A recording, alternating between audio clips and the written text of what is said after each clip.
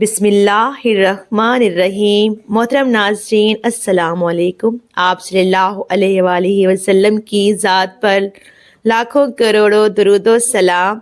मेरे प्यारे नाज़रीन, अगर आप रमज़ानुल मुबारक के महीने में ख़जानों को लूटना चाहते हैं तो आज 12 रमज़ानुल मुबारक जुमेरात के दिन का ऐसा ख़ास और शर्तिया वजीफ़ा आपके लिए लेकर आई हूँ।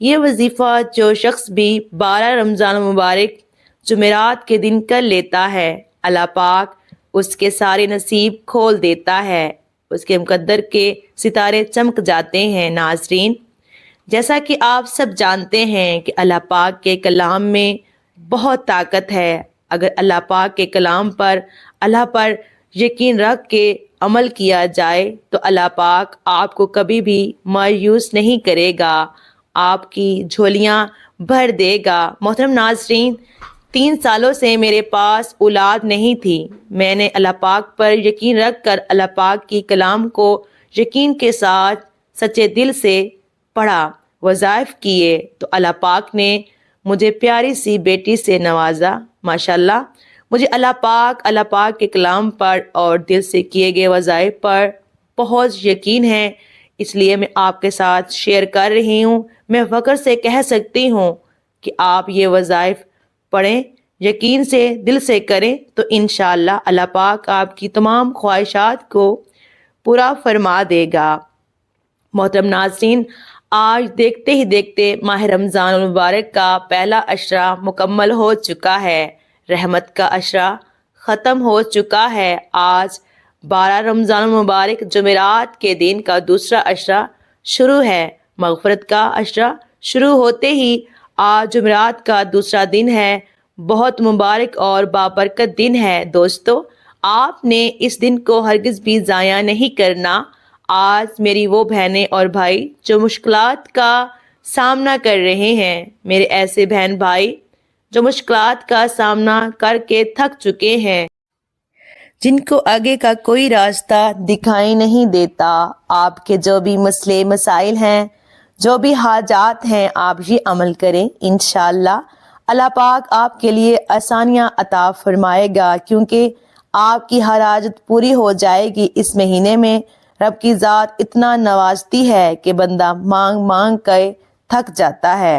रब के ख़जानों में कमी नहीं आती। अगर कोई बंदा रब के कमालात को देखना चाहता है, रब की रहमतों बरकतों से झोलियाँ भरना चाहता है, तो आज सिर्फ और सिर्फ इस ख़ास तस्बीह को पढ़ कर देख लो।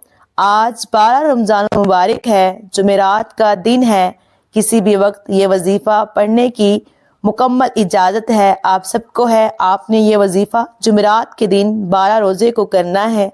12 रमज़ान मुबारक जुमेरात के दिन आप किसी भी वक्त ये वजीफ़ा पढ़ सकते हैं। आपने बावज़ू होकर मसल्ले पर बैठ जाना है और सबसे पहले नबी करीम सल्लल्लाहु अलैहि वसल्लम की ज़ात पाक पे दुरूद पाक पढ़ना है। लाखों करोड़ों दुरूद सलाम। आपने कौन सा दुरूद पाक पढ़ना है? आपने दुरूद इब्राहिमी पढ़ना है, जो आप लोग नमाज में पढ़ते हैं।